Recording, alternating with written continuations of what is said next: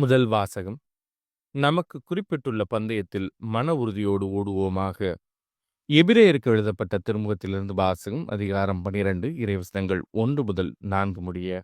சகோதரர் சகோதரிகளை, திரண்டு வரும் மேகம் போல் இத்தனை சாட்சிகள் நம்மை சூழ்ந்து நிற்க, எந்த சுமையையும் நம்மை பற்றி கொண்டிருக்கும் எந்த பாவத்தையும் உதறி தள்ளிவிட்டு, நமக்கு குறிப்பிட்டுள்ள பந்தயத்தில் மன உறுதியோடு ஓடுவோமாக. நம்பிக்கையை தொடங்கி வழி நடத்துபவரும் அதை நிறைவு செய்பவருமான இயேசுவின் மீது கண்களை பதிய வைப்போம். அவர் தாம் அடைய இருந்த மகிழ்ச்சியின் பொருட்டு இழிவையும் பொருட்படுத்தாமல் சிலுவையை ஏற்றுக்கொண்டார். இப்போது கடவுளது அரியணையின் வலப்பக்கத்தில் வீற்றிருக்கிறார். பாவிகளால் தமக்கு உண்டான எந்த எதிர்ப்பையும் மன உறுதியோடு தாங்கிக் கொண்ட அவரை எண்ணி பாருங்கள்.